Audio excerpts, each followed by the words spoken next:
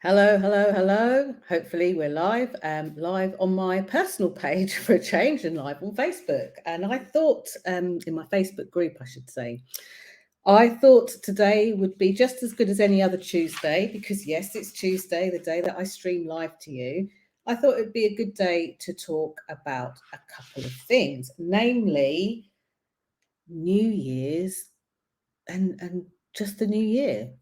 So by now, a lot of people would have been saying to you, Happy New Year. And I'm going to say the same thing to you. But is it a Happy New Year? Do you feel overwhelmed? Do you feel under pressure? Do you feel like it's all too much? Do you feel like resolutions and goal setting are being forced down your throat and you just have had enough of it? And if you resonate with any of that, then this very brief stream is for you. So I've been speaking recently to various different people, from clients to friends, really, about New Year and New Year's resolutions and goals and all of that kind of stuff. And there are three distinctly different camps. So if you're watching this and whether you subscribe to them or not, whether you subscribe to goal setting or not, just type in a comment below.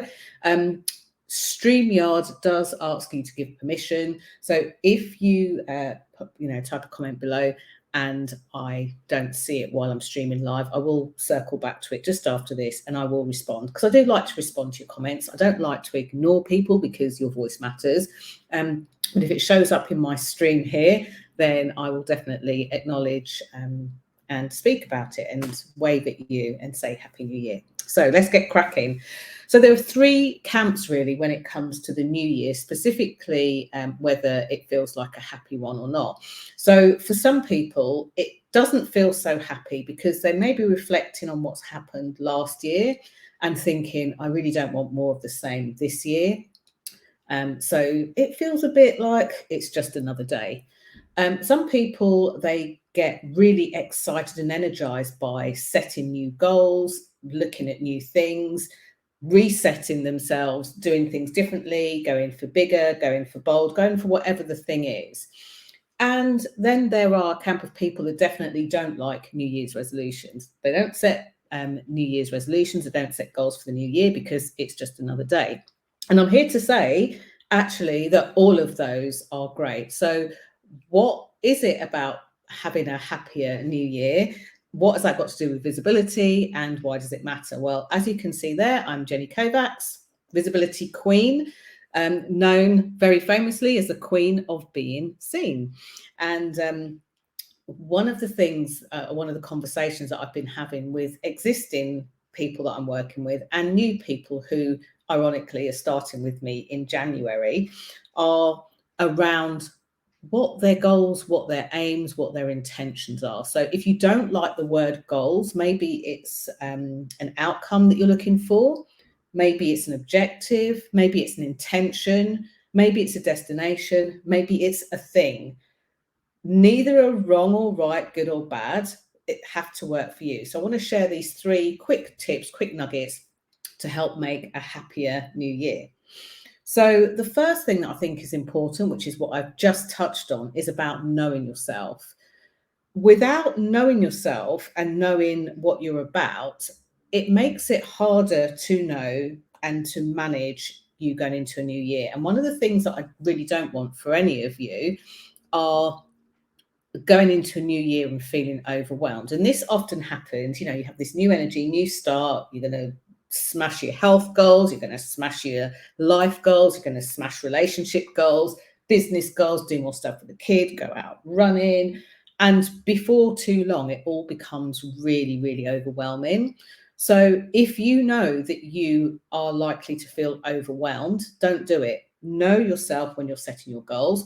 If the thought of being happier in a new year and making resolutions completely turns you off, don't do that either. Do something that works for you. So get to know yourself, get to know how best you respond to things, and do it that way. You'll have much more success because you'll feel motivated, you'll feel happier.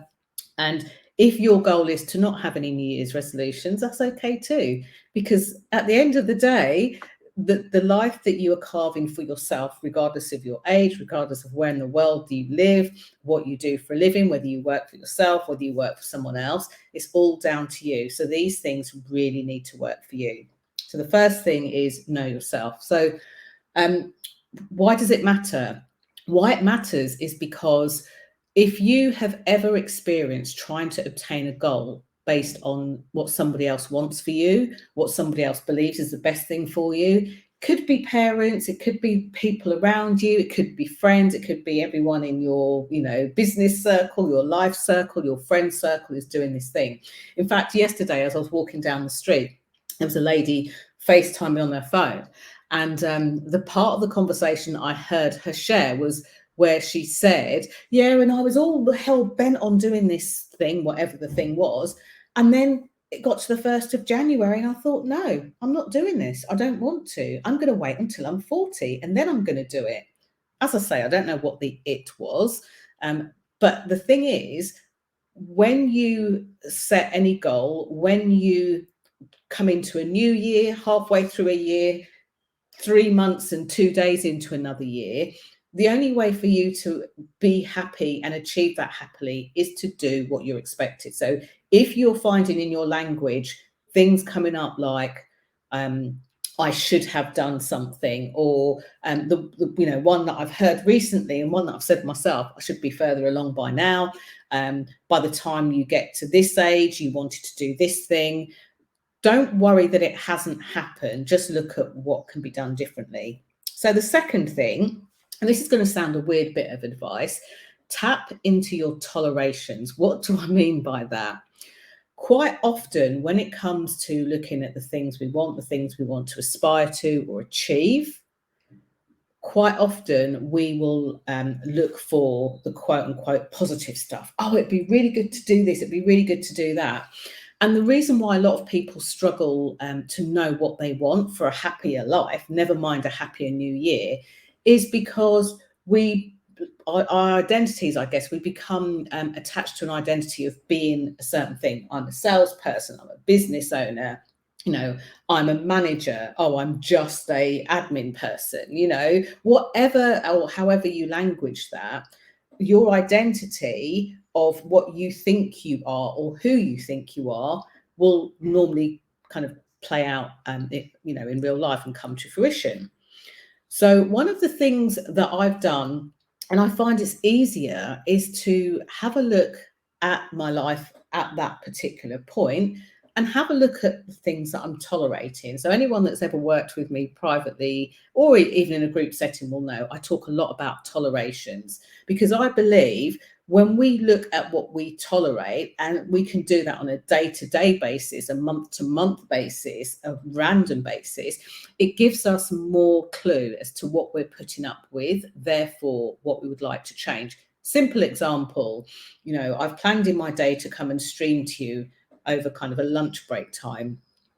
The toleration that I'm currently putting up with, having drunk a massive cup of lemon and ginger tea, is that little niggling in my stomach. But I wanted to do this stream first. So I'm tolerating the niggling in my stomach that says, go and get your lunch now. And that's a temporary thing. And after this stream, I'll go off and get something to eat.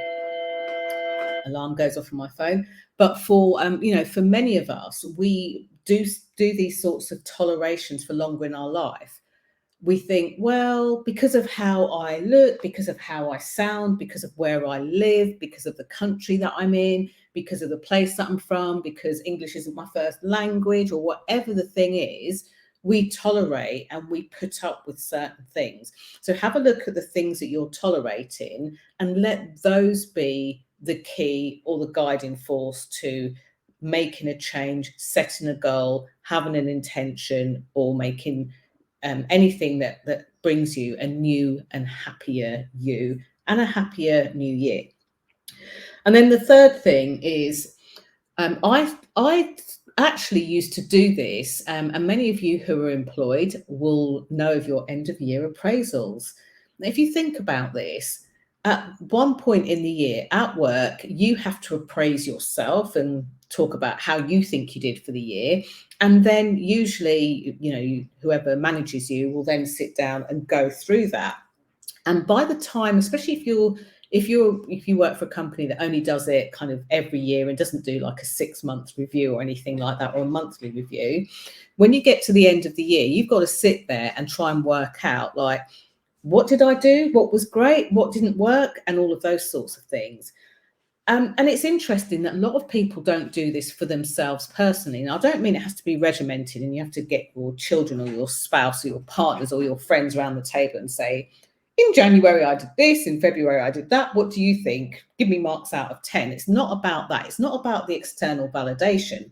Actually, it's just about reviewing and saying, this thing worked really well, actually, and I enjoyed it, and I was motivated, and I'm going to do some more of it. Or this thing didn't go so well, so what would I do differently next time? How would I change that up? Or this thing worked for a bit and then stopped working, and I'm curious as to why that is.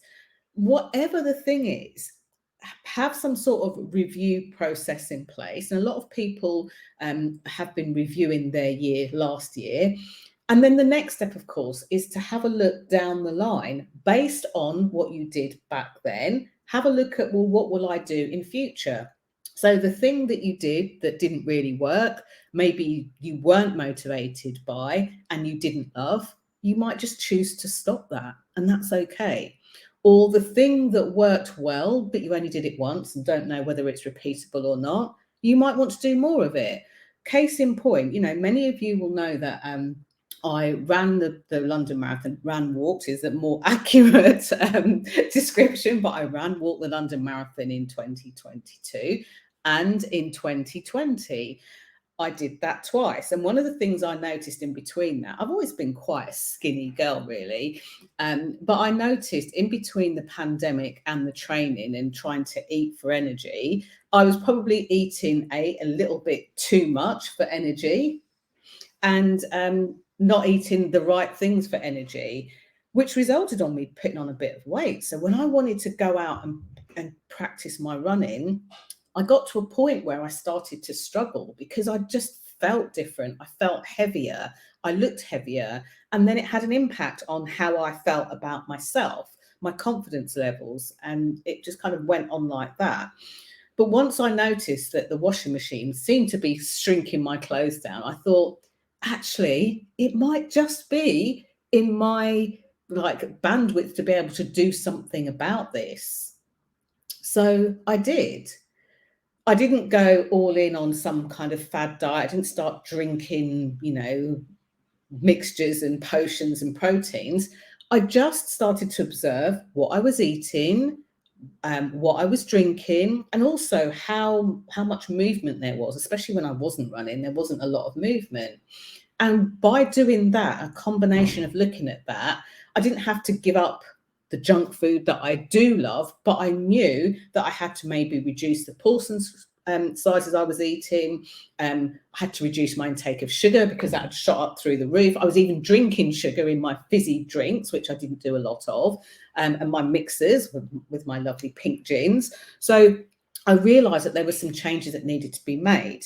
But I could only do that when I reviewed, well, what was happening? What was working? What would I do differently? What wasn't working so well? And once I had a picture of that, and I didn't even write it down, really, it was just a thought process I went through.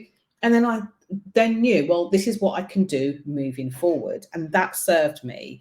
And now, whilst I realised that you might not be looking to run a marathon, you'll have your own things in your life. It could be the relationships, could be you're in a relationship and you want a better one.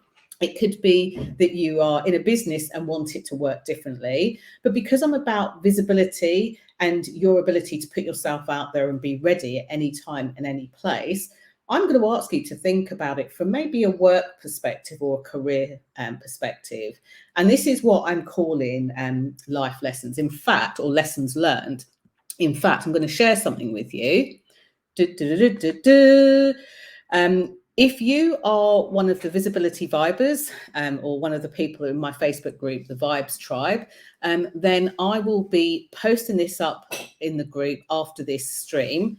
just to be able to prompt you to think about what lessons you may have learned. Now, it doesn't have to be the end of year lessons. It could be anything. But I think it's a really great thing to think of your brain as a muscle and keep building that muscle. What are some of the lessons that you might have learned? You might have learned in the past couple of days that you don't want to set resolutions, that they grate on you. You might have learned that actually, now I'm thinking about it, now's a good time to start a resolution. Or you might decide that actually I'm going to start with making promises to myself. And one of the things that I found a few years back, I was working with a mentor, was that I used to break a lot of promises to myself. I'd say that I wanted to do something, and then I'd break the promise by A, not doing it, and B, not doing the thing that set me up for it. And when I started to notice that and turn that around, I started to get different types of results, some of them quite surprising. And, you know, let's be honest here, it's not like, okay, I've ticked that off and never will that happen again. I'm most likely to fall back into those habits if I don't put my time and attention on it. So I guess the bonus tip here is, for a happy new year and a happy new life, or a happy life from where you are now, then one of the things to think about is, well, what do I need to change? What makes me feel happier? What, you know, what can I do differently? I would love to hear. So have a think about it and feel free to post in the comments below. If you want somewhere a bit more private and, you know, not so open to share that, then do consider joining the Visibility Vibes tribe, and you'll be able to see the picture that I put up just a few minutes ago, this one. And onto the lessons learned, you might want to comment there. If you're one of my regular vibers, that's a person in the Visibility Vibes tribe, and you do share a lot, after I've seen a couple of your posts and know that you're not going to try and sell us Ray-Ban glasses or porn, which I know is a commodity, but not one that we really want in that group, I'll just switch on the notifications so that you can post whenever you want without any permission needed. I'd love to get to know you more. But more than anything, I'd love the other vibers to get to know you more, because you're a pretty awesome bunch. So thank you so much for watching. And I look forward to seeing what your own lessons learned and how you're going to have a happier new year just by what you comment and what you share. Thank you so much for watching. I will see you tomorrow. We'll be back again tomorrow, and I'll be reading all of your comments and all of your posts. Bye for now.